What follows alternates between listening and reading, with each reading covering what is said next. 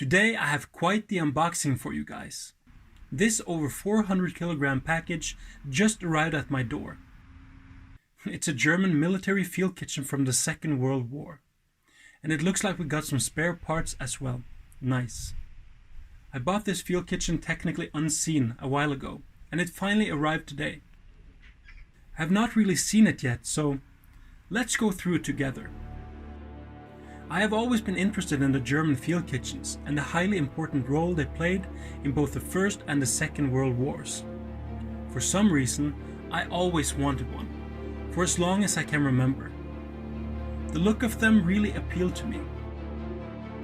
So now I collect them and restore them, bringing them back to their former glory. Although it's not technically a box, I have to quickly unbox, or perhaps I should say, unwrap and unstrap this thing, disassemble it and get it ready for sandblasting. This is a Kleine Feldküche, or small field kitchen. It's a model HF14 with the roasting device. This is the main food kettle or cooking pot. It looks to be in decent shape. It's a 125 liter kettle, but it was only designed to hold 110 liters. Here we have the coffee kettle. It could brew up to 60 liters of coffee or tea. It could also be used to boil other things as well, like potatoes, vegetables, or even sausages. It still retains the outer heat shielding, and that's good. This is the lower part of the smokestack, with the two flues intact. Moving along, we find a rather large compartment for storing different cooking equipment. Looks to be in fairly good condition. I will explain the different compartments in more detail shortly, so please bear with me. Here we have another compartment. This one is for the different spice, coffee and tea canisters. It still has the wooden inserts, which is nice.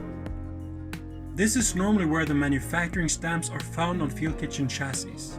I did some searching, but I had a hard time finding the manufacturer SWH, which I now believe to be Stahlwerk Henningstoff, but I'm not sure. It's dated 1936 and also has a large Waffenam control stamp.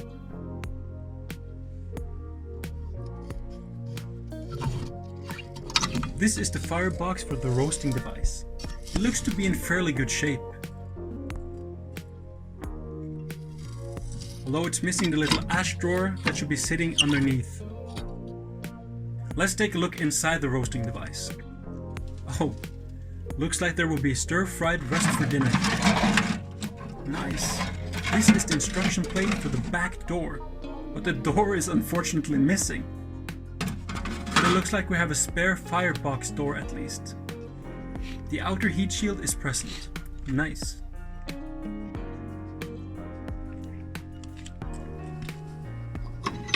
This is the firebox for the coffee kettles, with the ash pan present.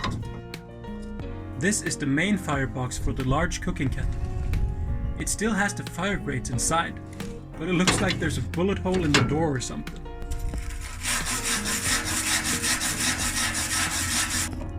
This is where you typically find manufacturer stamps and dates on the coffee kettle. Looks like it's matching the chassis and also dated 1936. The main food kettle seems to be of copper-plated steel.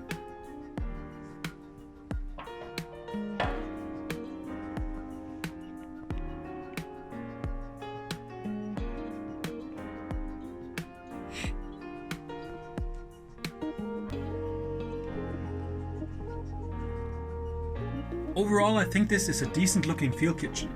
It has potential, and I can't wait to get it restored back to its former glory.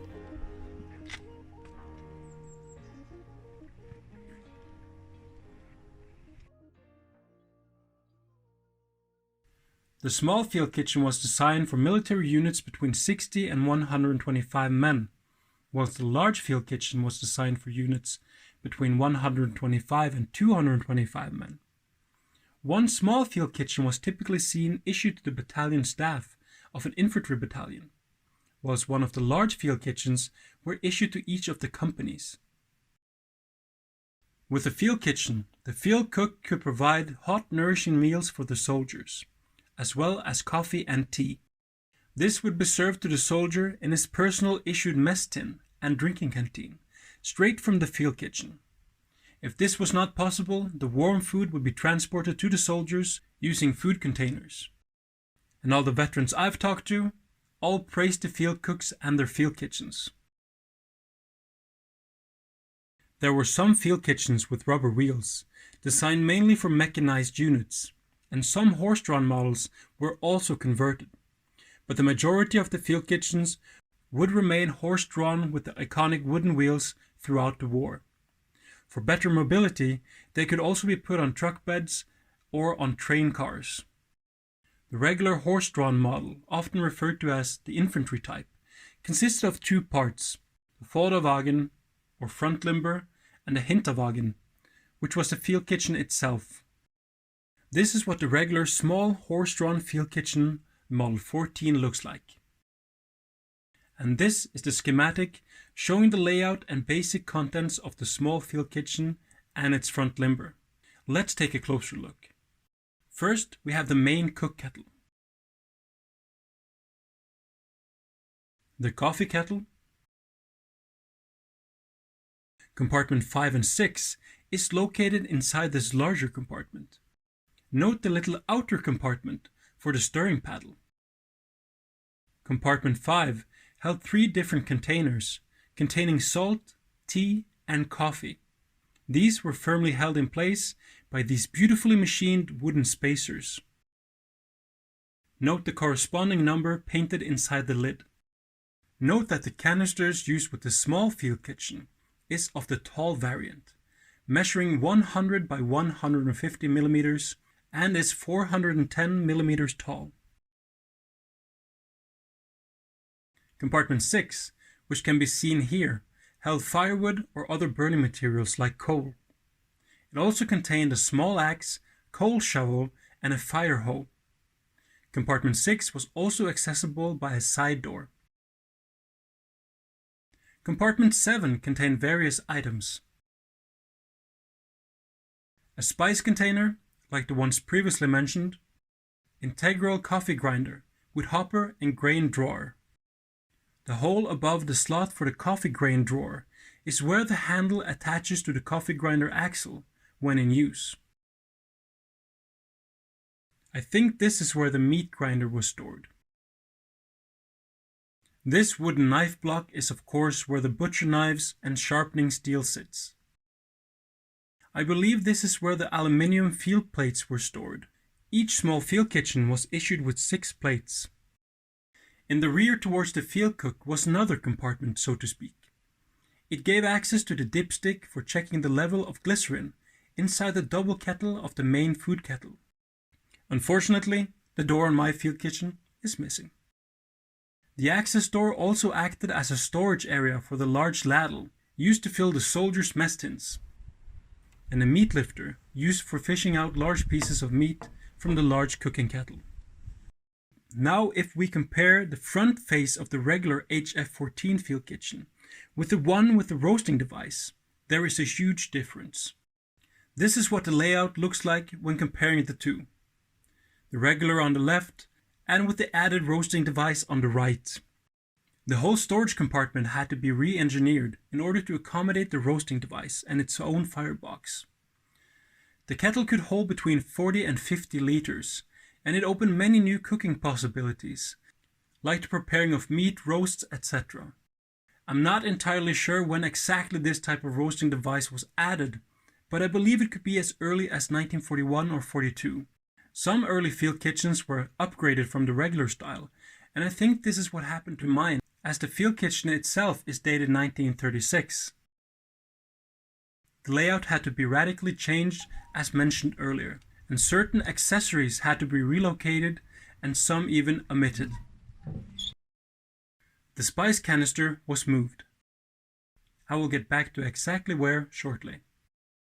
The new version of compartment 6 would contain the same coffee grinder setup and also store the meat grinder.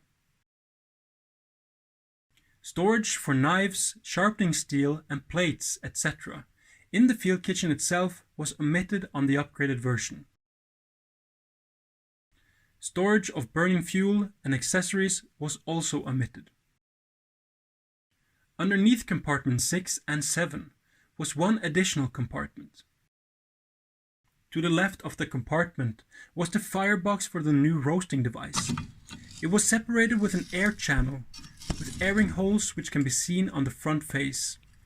This was done to prevent the surrounding compartments from heating up.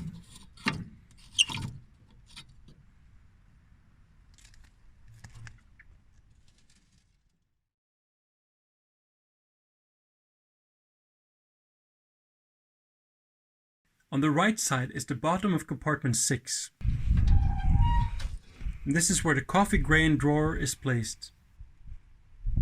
Unfortunately, the coffee grinder is missing.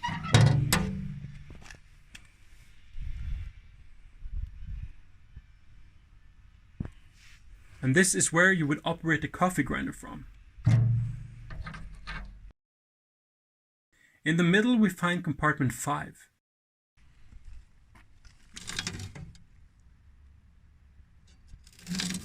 Yes, this is where the salt, tea and coffee storage containers were stored. This is also where the spice canister was moved to. It was previously stored in compartment 7.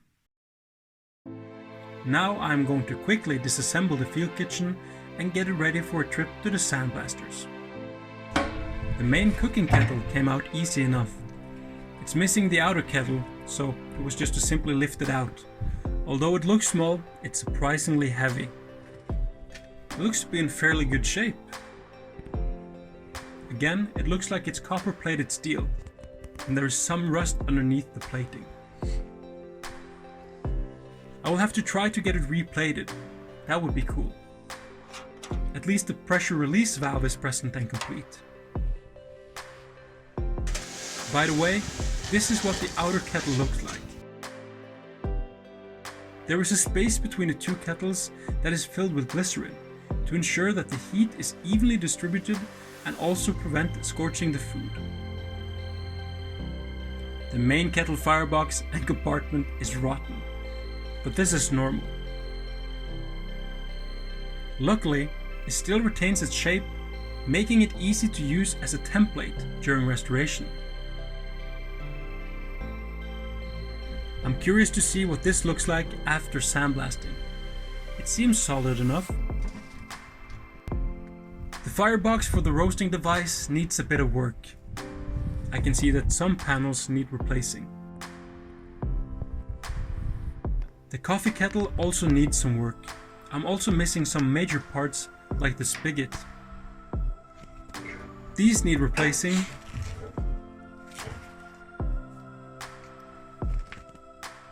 There is also a few dents that might need some sorting out. The inside is lined with stainless steel, which is nice, and it looks to be in great shape. The lid, not so great.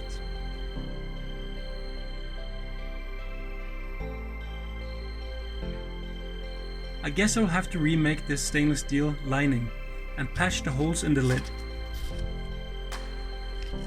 At least, hard to find parts like the valve is still present and in good condition.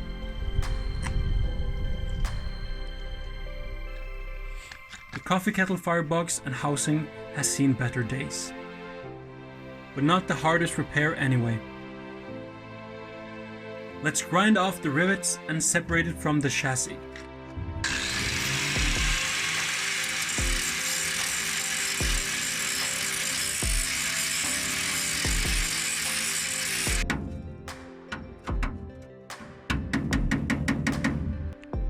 A steady hand with the grinder and a punch makes disassembly a piece of cake. Flathead screws that are rust welded are ground down and drilled out.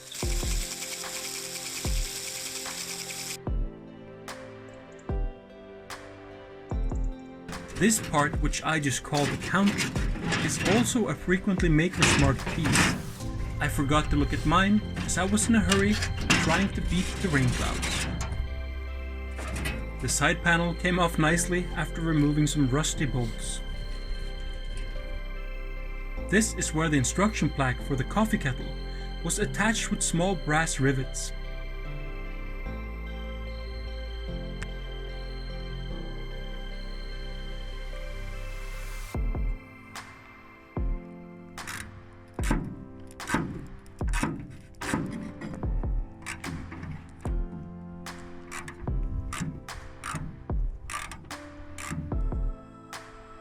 coffee kettle housing came off easily enough.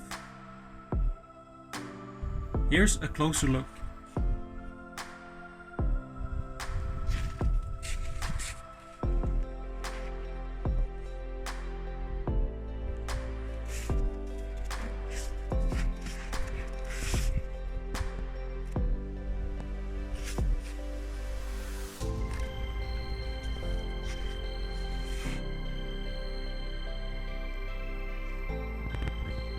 The chassis and brake assembly, part of it at least.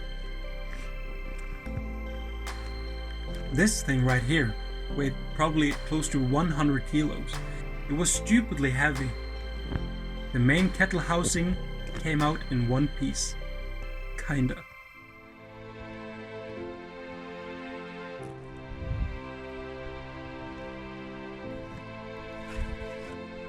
I removed the lower part of the smokestack. It came out nicely and it looks quite solid.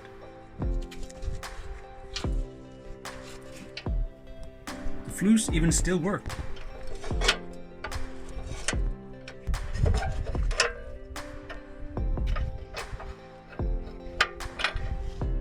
It's sad that the top portion of the smokestack is missing, but hey, it could be worse.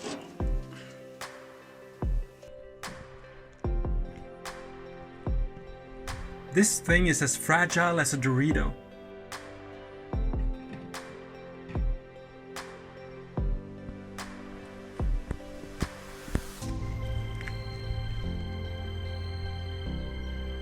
The main kettle firebox is solid, as are the cast iron fire grates.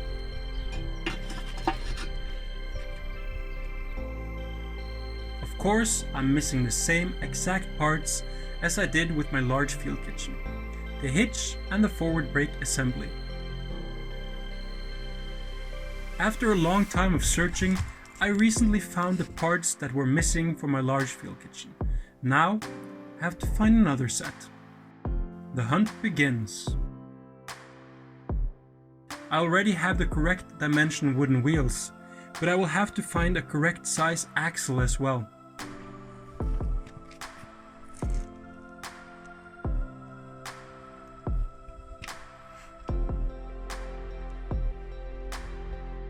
Here are a few close-ups of what the front brake assembly hopefully will look like in the end.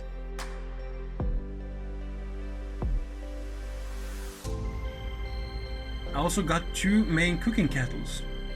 These are for the large field kitchens.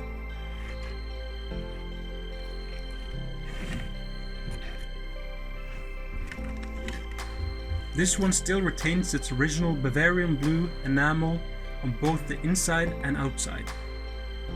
Wow, the inside seems to be in fairly good condition.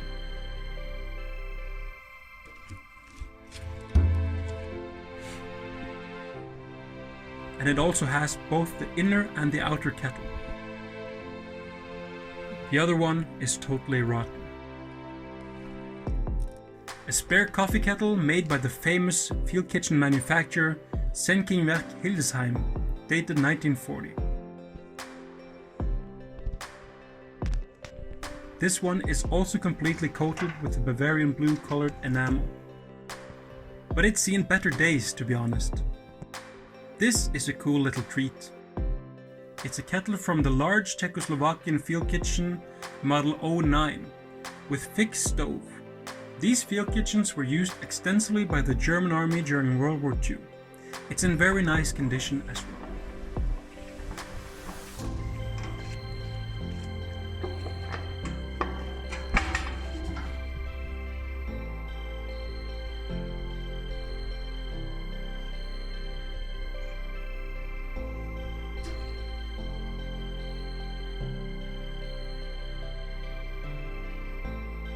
That's all for now. Thank you so much for watching, and until next time, auf Wiedersehen.